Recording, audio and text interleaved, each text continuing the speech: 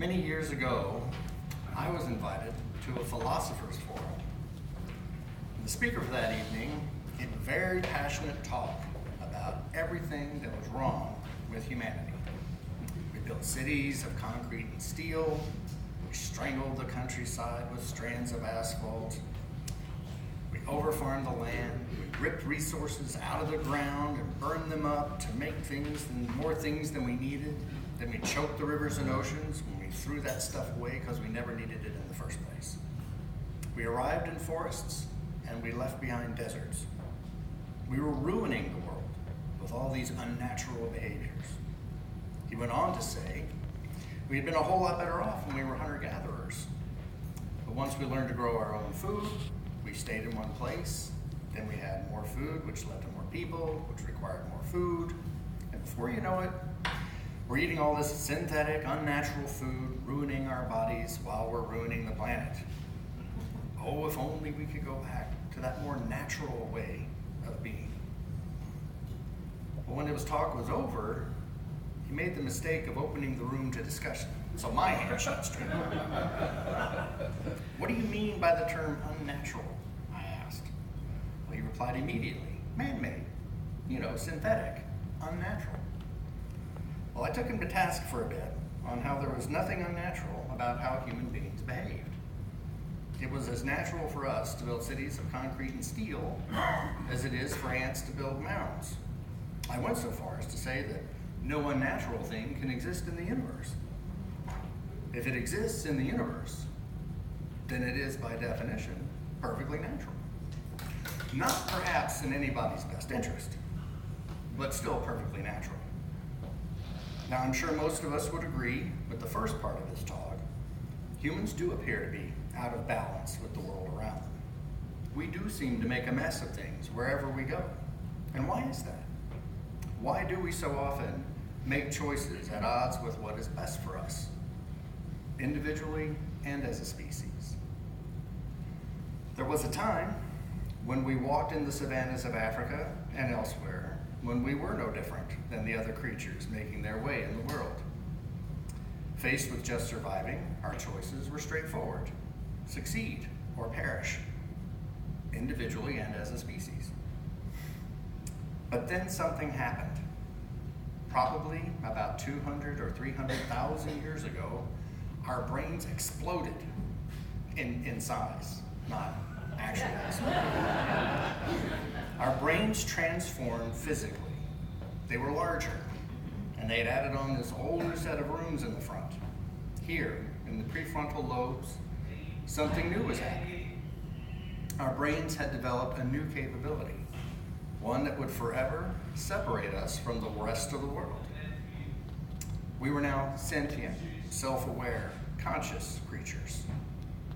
We had more than a brain now. We had a mind. We had, in the version from Genesis, eaten fruit from the tree of the knowledge of good and evil.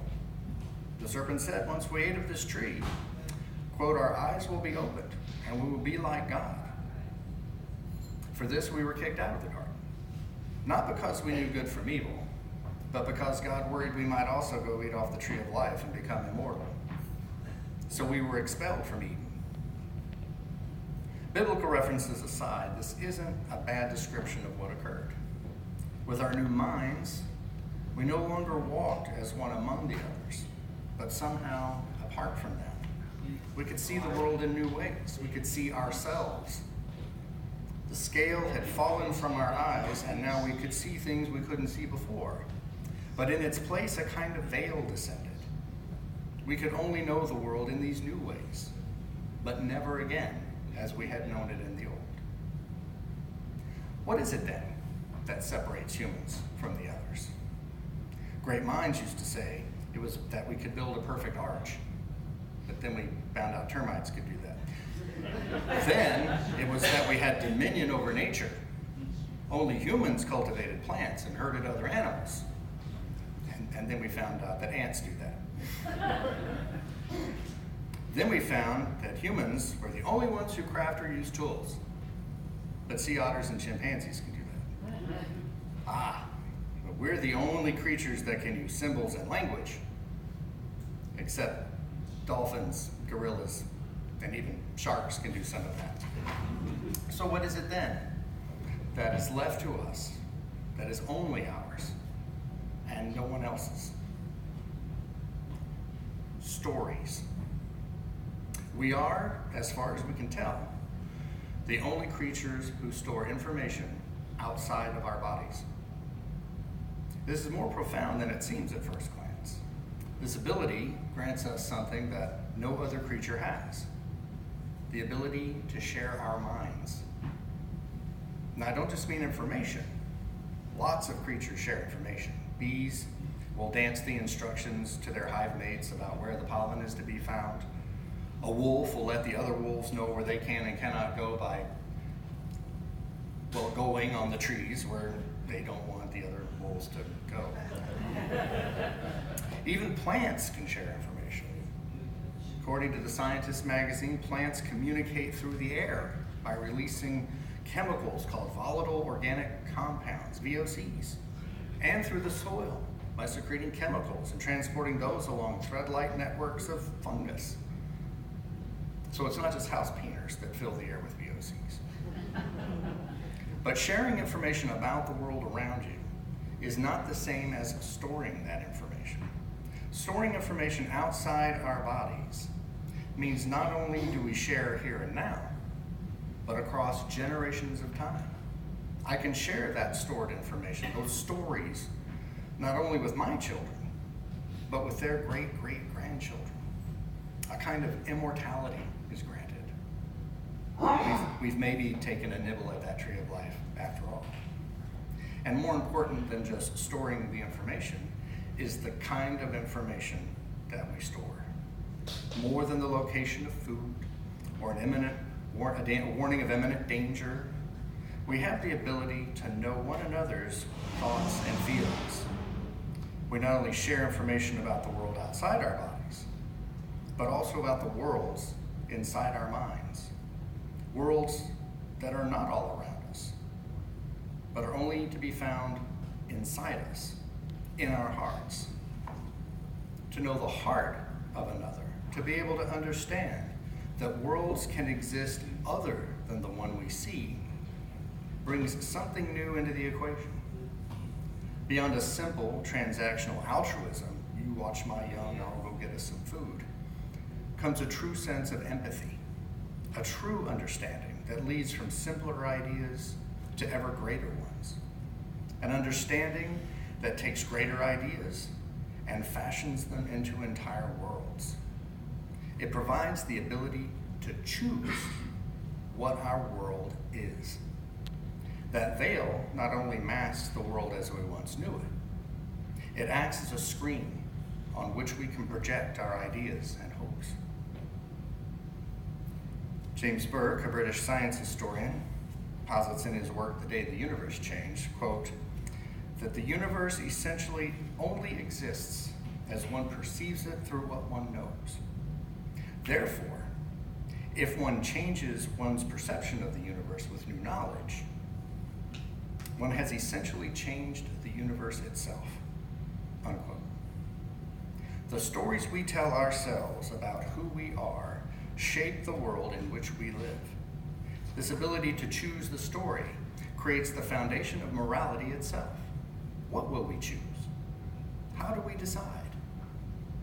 These decisions define everything we know, and we only know what we know because we choose to ask certain questions rather than others.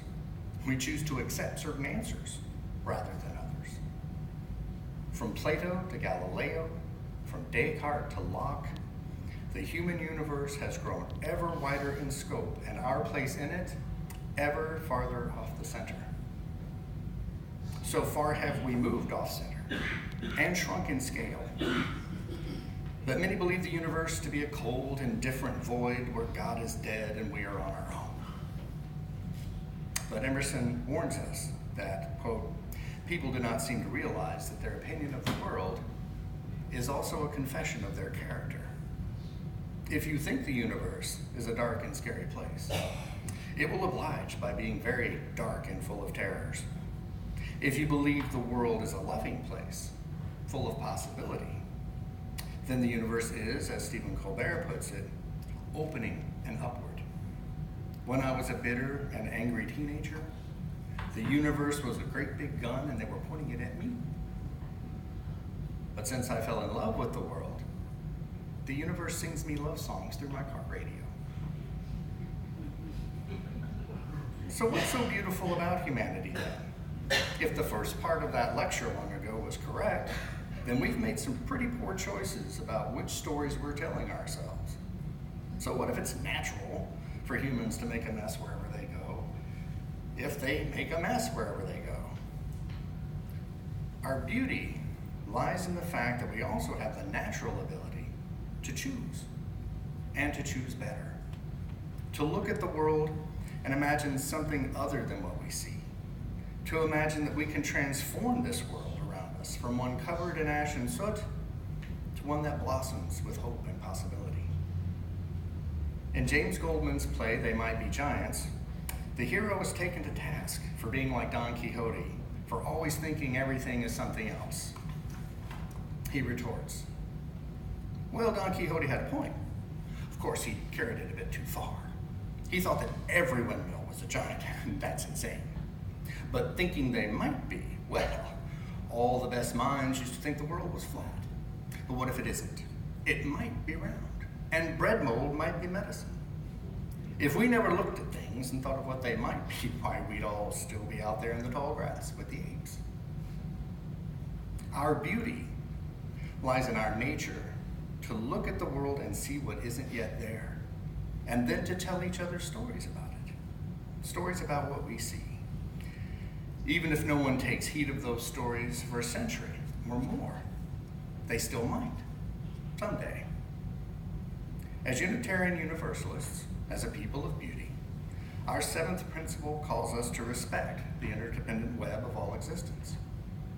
But humanity's particular beauty is that we can not only respect that web, we can also weave it by the choices we make, by the story we choose to tell ourselves about who we are and what the world ought to be. I'll leave you with these words from the fictitious Professor Louis Levy in Woody Allen's Crimes and Misdemeanors. We are all faced throughout our lives with agonizing decisions, moral choices. Some are on a grand scale. Most of these choices are on lesser points, but we define ourselves by the choices we have made. We are, in fact, the sum total of all our choices.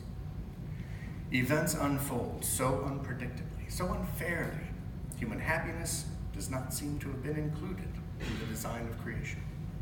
It is only we, with our capacity to love, that gives meaning to the indifferent universe. And yet, most human beings seem to have the ability to keep trying, and even to find joy from simple things like their family, their work, and from the hope that future generations might understand more. So if you'll rise, we'll sing our